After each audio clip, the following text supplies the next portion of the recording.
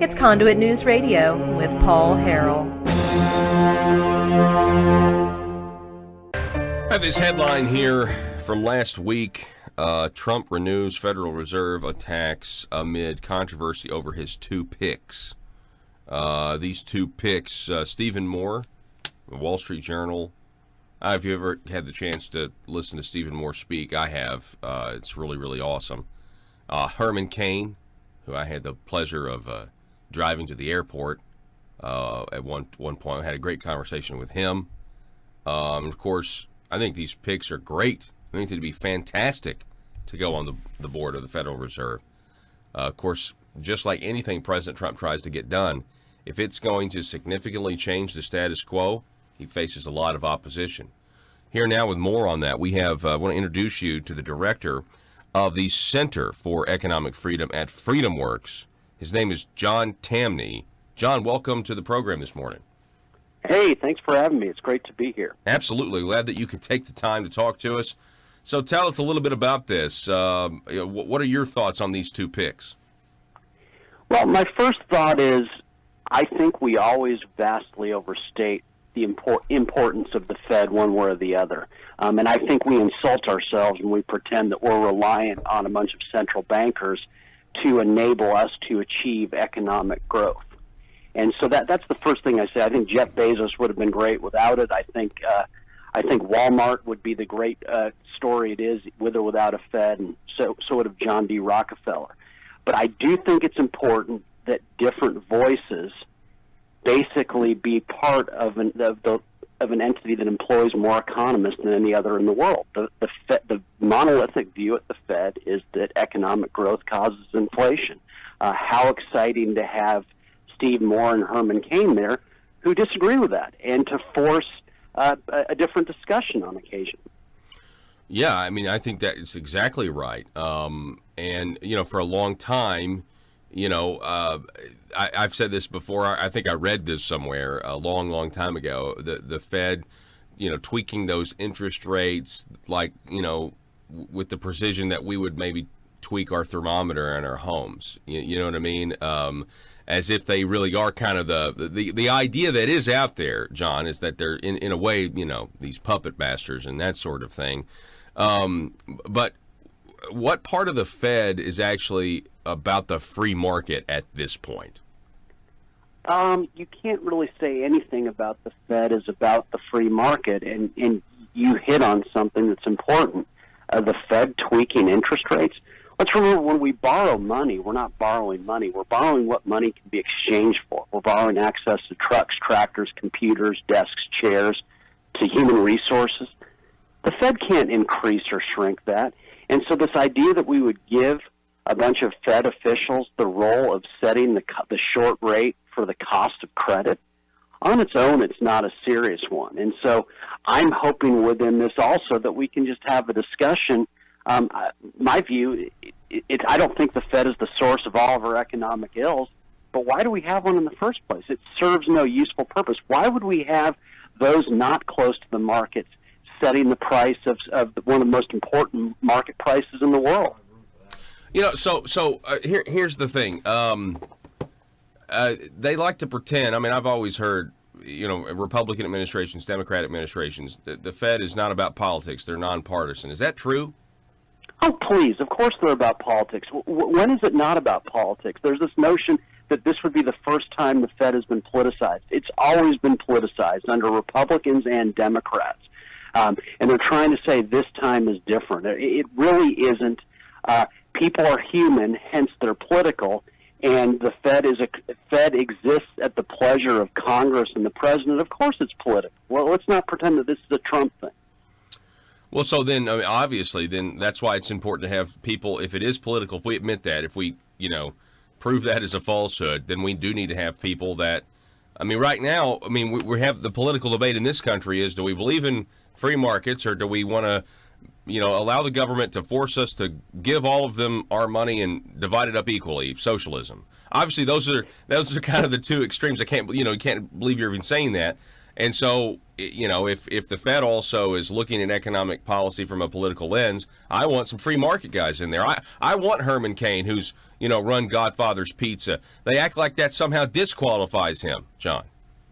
No. Look, I think it's a very good point. I think that the only dispute I'd have with it, and it's in my columns about this, I've said I disagree with Steve Moore that having the right people at the Fed can somehow transform the economy, that somehow the Fed is the barrier to much greater economic achievement. I believe the economy is largely free market and works around this ridiculous institution we call the Federal Reserve.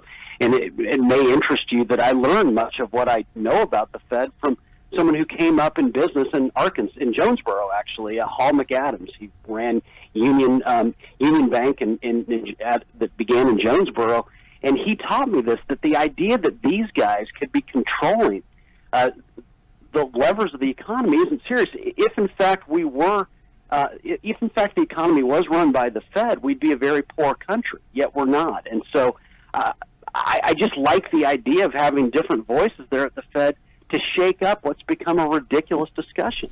So I see a headline. We're talking with John Tamny. He's the director of the Center for Economic Freedom at FreedomWorks, editor of Real Clear Markets, author of Who Needs the Fed. Let's actually talk about that book real quick. Who Needs the Fed? I mean, do you think we should just get rid of the Fed?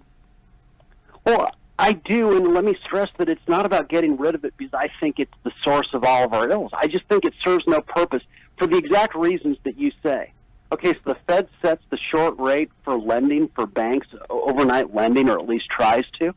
Well, interest rates are priced like any other. You don't need the Fed to set that. We don't have people setting hamburger prices or the price of computers. Why do we need them setting the price for credit? The Fed is a regulator of banks. Oh, how'd that work out in 2008? It had massive regulatory oversight of banks, didn't have a clue about the problems within them. Wow. The Fed is a lender of last resort is supposed to be a lender of last resort to solvent banks, well-run banks. But as anyone in banking could tell you, no solvent bank would ever go to the Fed for a loan simply because it's an admission of bankruptcy, at which point the Fed exists to prop up insolvent banks. How does that improve the banking system to be propping up the laggards? Everything about the Fed is either superfluous or it's damaging. So, yeah, of course, in a perfect world, we wouldn't have it. But I guarantee, look, Republicans and Democrats will never get rid of it. They love having a convenient whipping boy. Anytime the economy's weak, they can blame the Fed, which I think is irresponsible and it's untrue. Interesting. That's yes, trying to escape political accountability. I hadn't thought about that aspect of it. Well, okay, so did I read some headlines where there were Republicans who were uncomfortable with a Stephen Moore or a Herman Cain pick?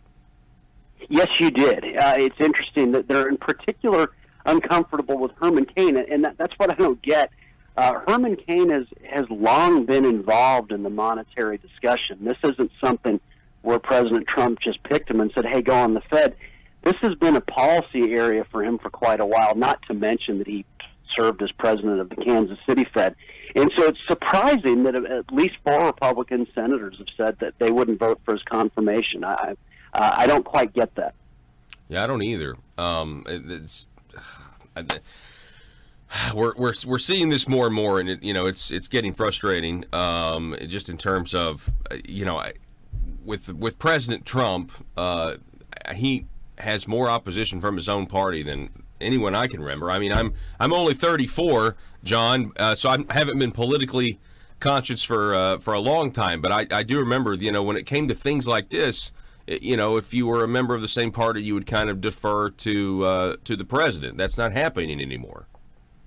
Well, and hey, as free market types, maybe we should celebrate that. Correct. I think true. anything that limits the power of people in the White House and or Congress is something that we should cheer on, and I'll cheer on this. I love a Washington that does very little. I love distracted presidents. Yeah. And so, the less they're doing, the better off we all are, simply because, an economy is not some blob that needs to be massaged. It's just individuals. Free individuals tend to prosper. And so I think it's important.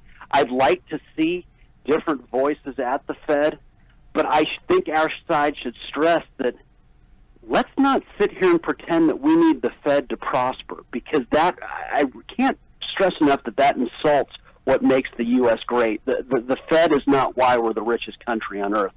We have the Fed is a consequence, I would argue, of us being the richest country on earth. Interesting. Do you think that the Fed, you think that at this point we succeed economically in spite of the Fed's efforts sometimes? Oh, yeah, without question. Now, again, if we did not have the Fed, I think few people would notice. And my sense is that the banking system would be much healthier, which, overall would be a good thing for the economy. Most credit occurs away from the banking system at this point. But, yeah, without question, anything that aims to distort the natural workings of the market holds back the economy. And the Fed is a shining attempt at government trying to distort what would otherwise happen in a free marketplace. So yes, we succeed despite a lot of things. What do you? I know this is a question kind of deviates from the Fed, but what do you think of the economic outlook right now? For the rest of this year, obviously the president says it's the fantastic economy. That you have people in the mainstream media that certainly don't ever report on that, especially if it's positive. What are your thoughts moving forward with economic growth?